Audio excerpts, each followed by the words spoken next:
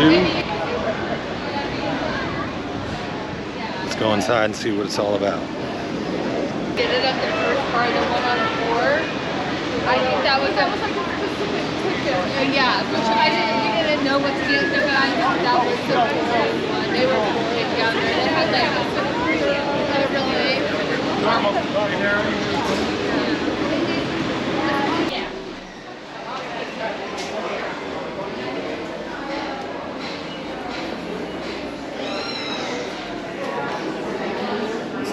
Indeed.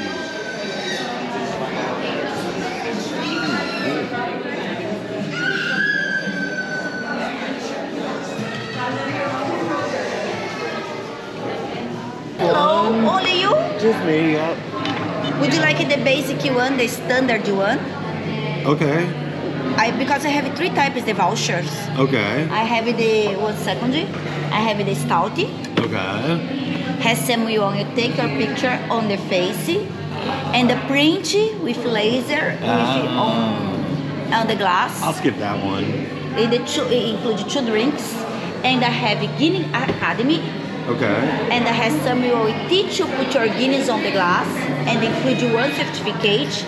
Or I have a gravity bar, the basic one. Yeah, I think that's the fine. basic. Yeah. Nice.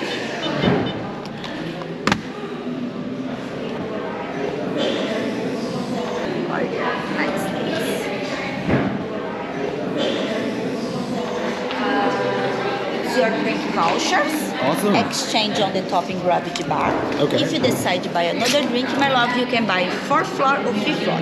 It's self-guide, okay? It is. Would you like a more receipt? Yes, please. Lovely day. Enjoy your tour. Thank you. You're welcome. Next, please.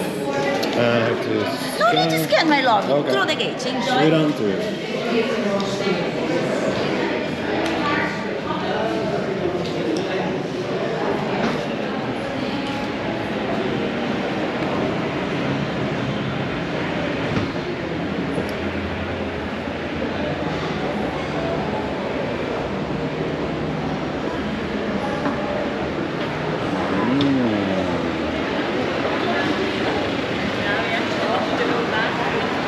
Oh, this is good.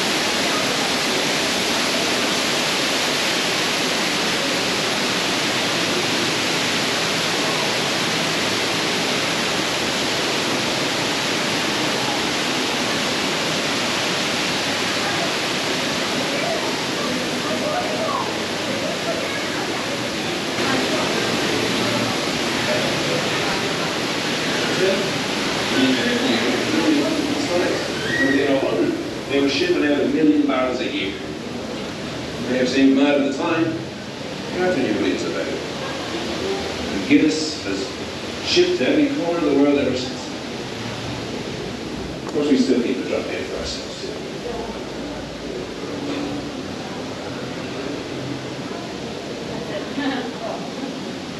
Now, you've heard of Mr. Arthur Guinness, and I dare say you've heard of the saying that behind every great man is a great woman. So, what about Mrs. Arthur Guinness? 2 years after Arthur set up his brewery at St. James's Gate, in 1761, he married Miss Olivia Whitmore. As you would expect, Arthur's bride-to-be, Olivia was a strong woman, and she supported Arthur's business, investing her own money and using her family influence to help it grow. Not only that, she was a fine mother too. Now, being a parent is never easy.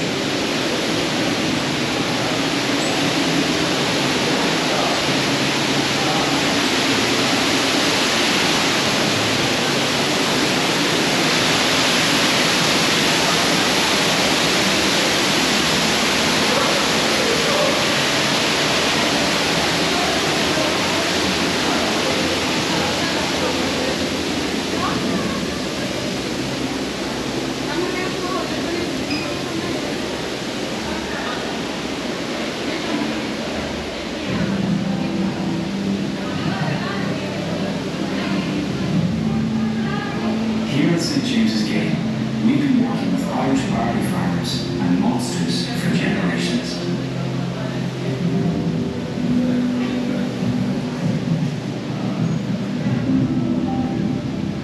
Over the years, we've perfected the art of roasting at St. James's Gate.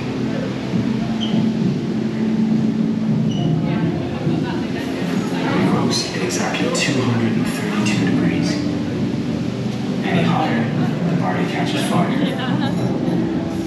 Any lower, the beer won't develop its unique character.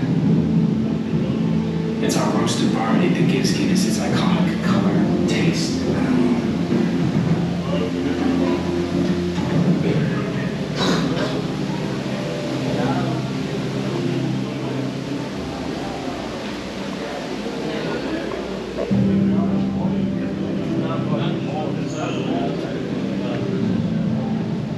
Here at St. James's Gate, we've been with Irish barley farmers and maltsters for generations.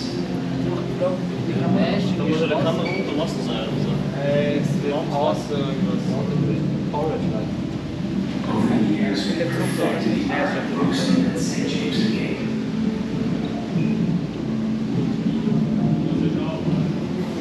We roast at exactly 232 degrees. Any higher, the barley catches fire. Any lower, the beer won't develop its unique character.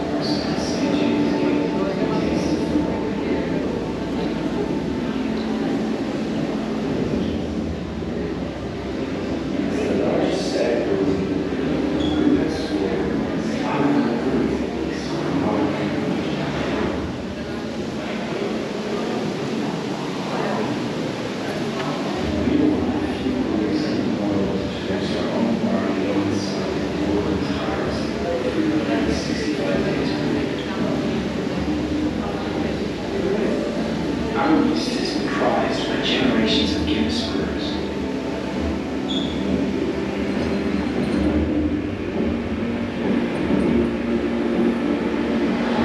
Every brew is taste tested 23 times and analyzed further 251 times by our team of scientists. St. James's Gate is one of the oldest industrial sites in the universe.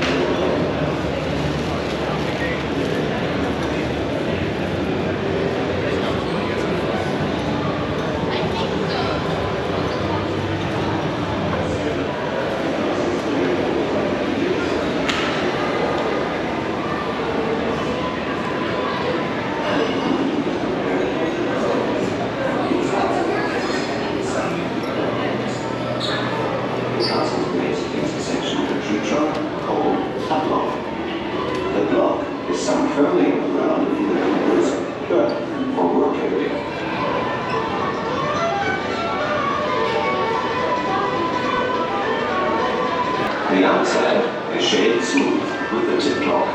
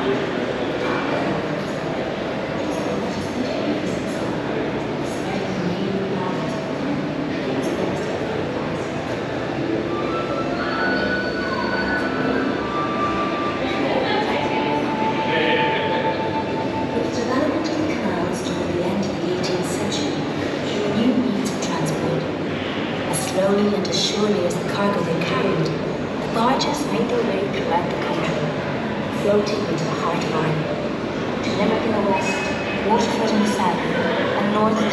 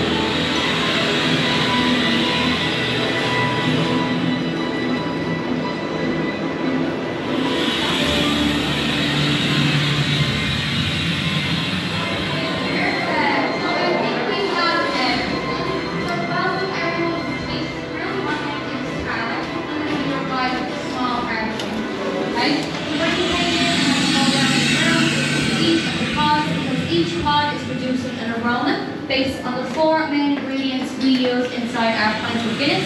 I'm going to start on my left-hand side here with the malted barley. So the malted barley is the source of any subtle sweetness that you do find in our beer. You're going to get a nice sweet biscuit aroma or a cereal kind of like aroma. Then behind it we have our beer esters. Beer esters is not an ingredient, it's actually a byproduct of the fermentation process, but it produces a lovely butterscotch or caramel kind of aroma. Then we're going over to the back right hand side to our hops. Hops is added to give the bitterness and the dryness to the beer, and it also acts as a natural preservative, so it keeps our Guinness fresher for longer. But you're going to get kind of a faint citrusy aroma or a faint floral aroma. And then last but not least, we have the star of the show, the roasted barley. A lot of people's absolute favourite aroma. It's going to give you a lovely dark chocolate or a coffee kind of like aroma. Now guys, that being said, I do have some samples up at the bar for you all to try. I do have 2 rules though before you do take your sample. The first rule being, please don't drink your sample in this room. We're all going to go down the hall into the next room and we're all going to do a guided tasting together. And the second rule is, please do not take the sample if you are not 18 years of age. That is against the law here in Ireland. We operate under a Challenge 25 policy, which basically means if myself or my colleagues feel you look 25 or under, we may ask to see your ID, okay? So please don't be offended if we do, and please don't be offended if we don't ask to see your ID, okay? Guys, come on to the bar and collect your sample. Thank you so much.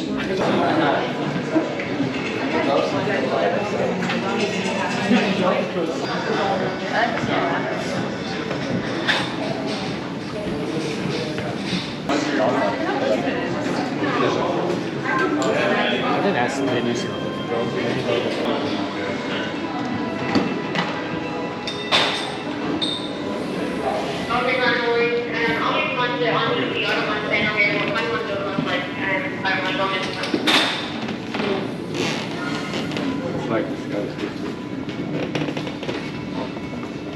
Okay, perfect. So I think we have near enough everybody. So welcome everyone to the second part of the tasting room. We call this room the Velvet Room or the Velvet Chamber. And obviously it looks very, very different from the last room that we were in. And that's basically because we had this room built to look like, say, a typical gentleman's home from around the 18th century, so around Arthur Guinness's time. Now we really tried to recreate that with the dark panelled walls, the brass fittings. When I am talking about the interior, I have to mention the hardwood floors, but the hardwood floors, they haven't changed throughout the years, so there's no actual difference in the hardwood floors.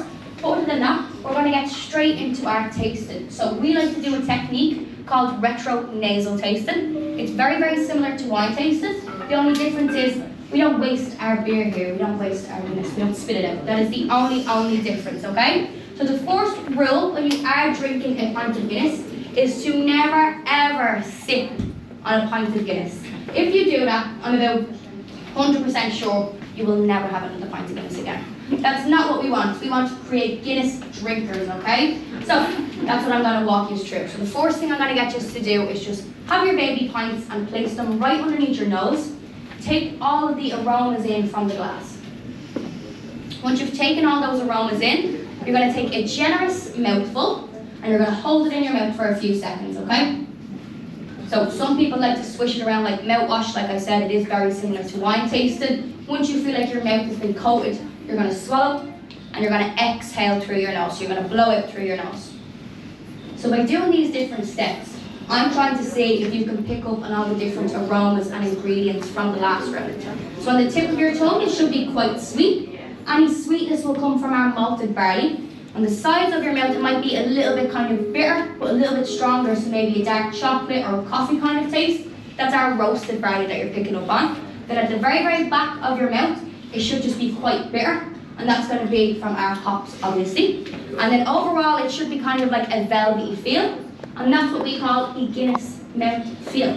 Now, if you haven't picked up on those aromas or ingredients, the key to becoming a Guinness tasting expert is you just do it again and again and again until you get it. Okay? If you did pick up on all the ingredients, congratulations, you're a Guinness tasting expert, you've made it. And it basically means my job here is done. So, thank you all so much. If you have a little bit of Guinness left in your glass, feel free to have a look around the room and finish that off. We like to say sláinte here in Ireland, so sláinte. Enjoy the rest of your little pints. Other than that, When you're finished with your glasses, just place them on the gold trays and you'll use this door here as your exit. But guys, thank you all so much and I hope you have a lovely, lovely day at the Storehouse. Thanks a million.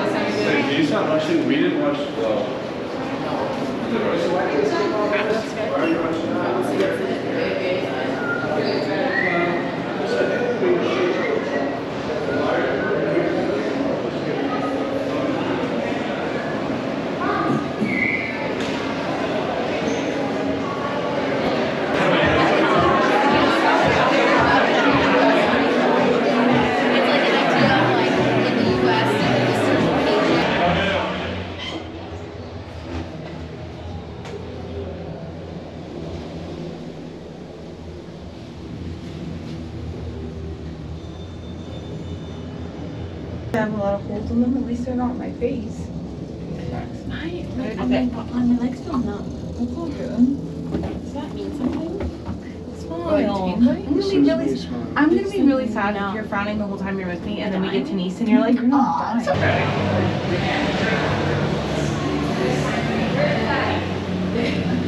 So our friend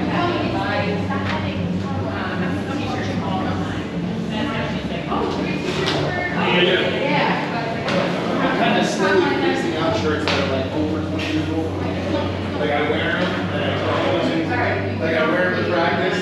Yeah, like every race we do, we get a free shirt. Like we were on Masters of God, and go, and Well, that's going to conclude the Guinness tour. Be sure to hit that subscribe button. Catch you on the next. Be good.